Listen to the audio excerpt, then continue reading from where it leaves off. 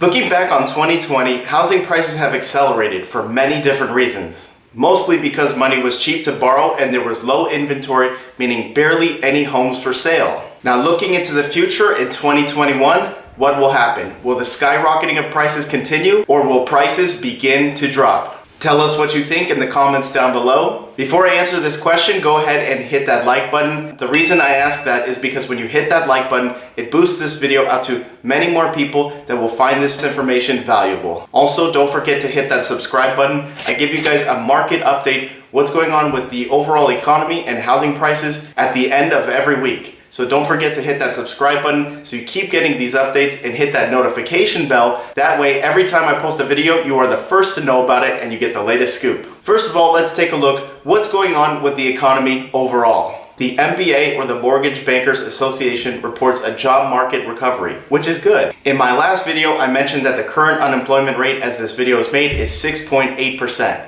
Now that isn't very good. However, it is definitely a recovery from 14.7% unemployment rate just in April of 2020. The MBA predicts that this job market recovery will lead to buyers buying larger homes in the suburbs as they flee major cities and metropolitan areas from the pandemic. Interest rates have increased slightly this week. Interest rates have remained very low for a long time. They were at 2.98%. Although that may not be a large increase, it may be the beginning of an upward trend of interest rates increasing gradually over time. Now, in my last video, I mentioned the projection that as of early 2021, home prices are going to increase, but at a much lower rate than they did the year before. CoreLogic predicts that this will continue gradually throughout the whole year. That 2021 will see some growth in housing prices, however, they will be much slower and more gradual when compared to 2020. Don't forget, a lot of the things that changed the housing market this year were unpredictable. Nobody could have seen the pandemic coming. Nobody could have seen that would actually lower inventory, and that would be paired with low interest rates, and that the low amount of homes for sale combined with low interest rates would drive prices very high at a very aggressive level. I believe this is a realistic projection, but it is just that, a projection. Historically, things can change, and unpredictable things can have an effect on the stock market, the overall economy, and of course, the housing market as well.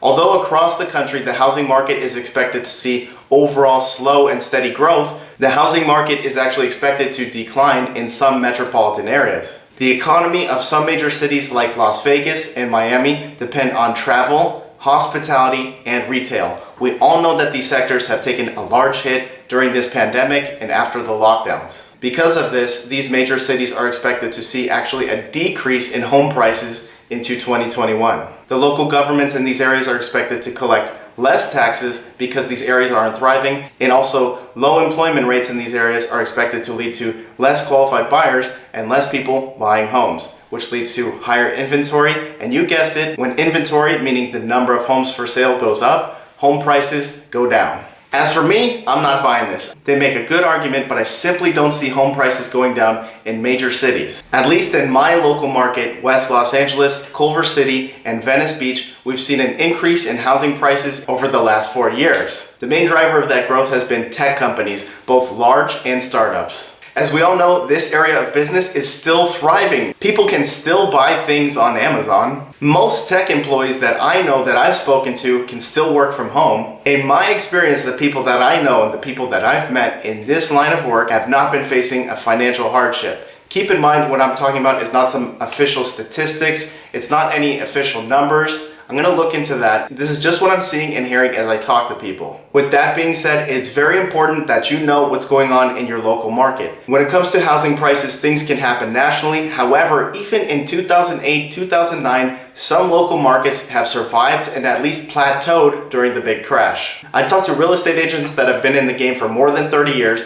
and what they say is upper end areas like Brentwood, Westwood, and Beverly Hills did not see a decrease in prices even in the big crash. I'm gonna look into that. That's very interesting. Thank you guys for joining me. This has been your late week housing market update, showing you the latest updates of the housing market. Once again, hit that like button to send this video out to other people who need this information, especially in this time. Go ahead and subscribe to keep getting these updates week after week, and hit that notification bell so that way as soon as I post a video, you know about it and you're the first to know. People have been asking me questions in the comments. Feel free to put your questions down below. If you have a more detailed detailed question, go ahead and check me out on Instagram. I post there very frequently. You can send me a direct message. I post little previews of what I'm going to put out at the end of the week with little tidbits of information on my Instagram. So be sure you check that out. Thank you everybody. Be safe. Happy holidays, and I'll see you at the beginning of next week.